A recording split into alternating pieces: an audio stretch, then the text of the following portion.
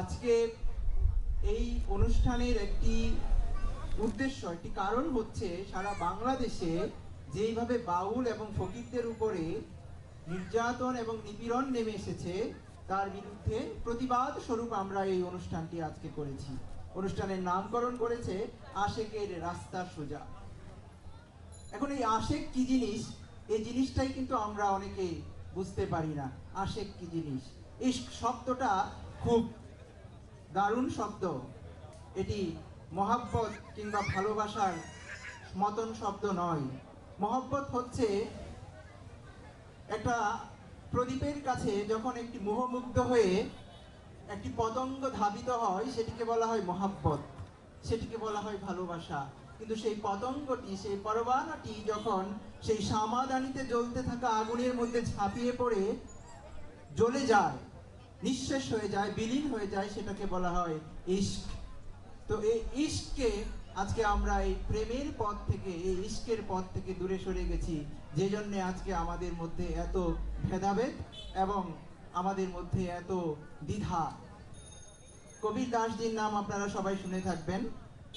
কবির দাসজি ভারতের একজন সন্ত ছিলেন, সন্ত কবি। তিনি তার একটি কবিতায় বলেছিলেন যে সব আয়া এক হি ঘাট সে और उतरा एक ही बाट बीच में दुविधा पड़ गई हो गई बाराबाट। সবাই তো আমরা এসেছিলাম এক ঘাট থেকে, আর এসে এক রাস্তায় অবতীর্ণ হয়েছি। আর बीच में दुविधा पड़ गई, मन में दुविधा पड़ गई, হৃদয়ের মধ্যে আমার দ্বিধা তৈরি হয়ে গেল, এক রাস্তা 12 রাস্তায় পরিণত হয়ে গেল। কবিরা কুয়া এক হ্যায়, কবির এই কুয়াটা হচ্ছে এক, আর পানি ভরে অনেক, अरे भांड में ही भेद है पानी सब में एक।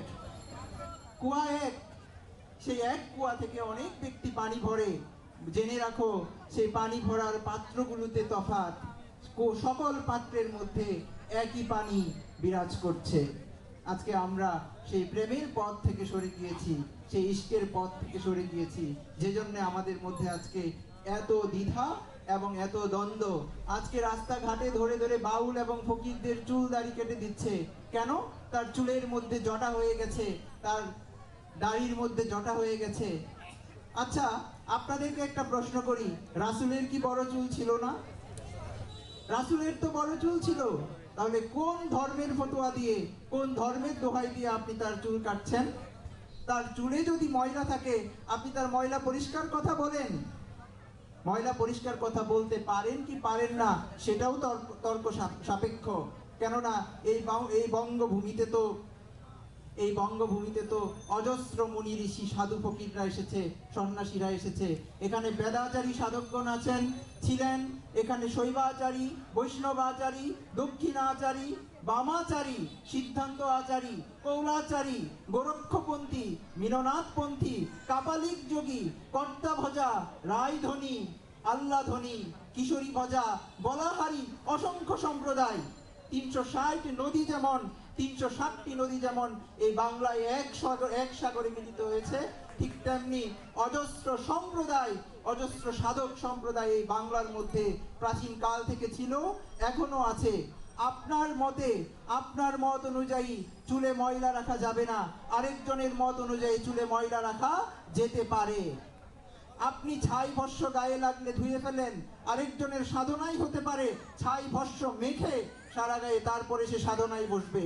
সুতরাং আপনি এই অধিকার কোথায় পেলেন যে বাউল এবং ফকিরদের ধরে ধরে আপনি চুল দাড়ি কেটে দেবেন? আপনার সেই অধিকার নেই। কিন্তু আজকে আমরা বলপূর্বক এই জুলুমের সঙ্গে, আমাদের এই সমাজ বলপূর্বক এই জুলুমের সঙ্গে একাত্ম হয়ে গেছে। আমরা দেখছি রাস্তাঘাটে বাউলদের চুল দাড়ি ধরে কেটে দিচ্ছে, অথচ কেউ প্রতিবাদ করছে না। রাস্তার আশেপাশে অসংখ্য মানুষজন আছি আমরা, কিন্তু আমরা তো প্রতিবাদ করছি না। প্রেমের শক্তির চেয়ে ঘৃণার শক্তি এত বড় হয়ে গেল।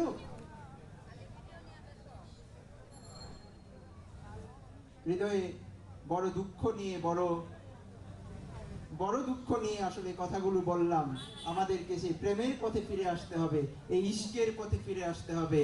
মৌলানা রুমি কি চমৎকার বলে গেছেন, কি চমৎকার বলে গেছেন মৌলানা রুমি, যে আশিক আশিকান র মিল্লাত মাযহাব খুদাস্ত। যে আশেক, যে প্রেমিক, তার স্বয়ং তার কোনো ধর্ম নেই, তার ধর্ম অন্য সকল ধর্ম থেকে, মত থেকে, পথ থেকে ভিন্ন। তার ধর্ম স্বয়ং খোদা। সে তার প্রার্থনার মধ্যে স্বয়ং খোদাকে পেয়ে থাকেন। সুতরাং সেই আশেকের পথে, সেই ইশকের পথে আমাদেরকে ফিরে আসতে হবে, প্রেমের পথে ফিরে আসতে হবে। যতদিন আমরা এই প্রেমের পথে ফিরে না আসতে পারবো, ততদিন আমাদের মুক্তি নেই। আমরা ঘৃণাতে, অন্ধকারে এবং জুলুমের মধ্যে আমরা নিজেদেরকে ডুবিয়ে ফেলবো। তাই আমি আজকের এই অনুষ্ঠানে এই উদাত্ত আহ্বান সকলের প্রতি রাখবো যে যেখানেই দেখবেন বাউল ফকিরদের উপর নির্যাতন চলছে, অত্যাচার চলছে, শুধু বাউল ফকির না, যে কোনো মানুষ, যে কোনো মত পথ সম্প্রদায়ের উপরে সাম্প্রদায়িক নির্যাতন চলছে, সেখানেই প্রতিহত করবেন। যদি প্রতিহত না করতে পারি, তাহলে আমাদের এই এতদিনের সভ্যতার যাত্রার পথ মুখ থুবড়ে এখানে পড়ে গেছে বলে আমাদেরকে মেনে নিতে হবে। আমরা মুখ থুবড়ে পড়ে যেতে পারি না। বুল্লে শাহ, বাবা বুল্লে শাহর একটা কালাম শুনিয়ে আজকে আমি আমার বক্তব্য শেষ করব। বাবা বুল্লে শাহ বলেছিলেন যে মসজিদ ঢা দে, মসজিদ ভেঙে ফেলো, মন্দির ঢা দে, মন্দির ভেঙে ফেলো, ঢা দে জো কুছ ঢেন্দা, যা তোমার ভাঙতে ইচ্ছা হয় ভেঙে ফেলো, पर किसी दा दिल ना धावे रब दिला विच रहंदा। কিন্তু কারো হৃদয় ভেঙো না, রব তো, ঈশ্বর তো হৃদয়ে থাকেন। তাহলে সেই ঈশ্বরকে হৃদয় না খুঁজে কোন তীর্থে আপনি খুঁজছেন? আপনি খুঁজেন আপনার মতো, আমরা আপনাকে বাধা দেব না। আমাদের খোঁজার পথে আপনি বাধা হয়ে দাঁড়াবেন না। এই আহ্বান রেখে, সকলের প্রতি প্রেম এবং ভক্তি প্রণতি রেখে আমার বক্তব্য এখানে শেষ করছি। ধন্যবাদ।